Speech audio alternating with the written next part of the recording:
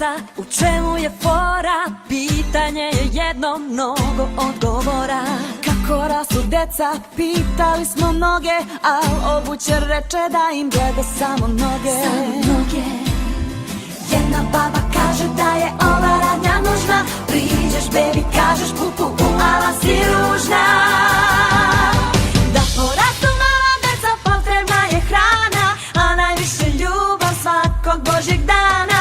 Zato decu mazite i ljubite što više, da vam rastu kao trava posle kiše.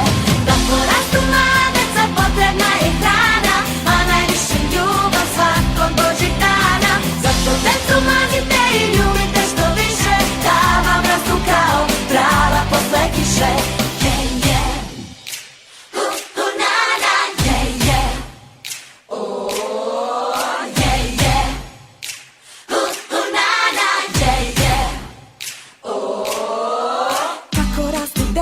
Pitanje je često, pekar reče isto tako kako raste testo. Tako su i mami porazla za sina, doktor reče mora da je to od vitamina.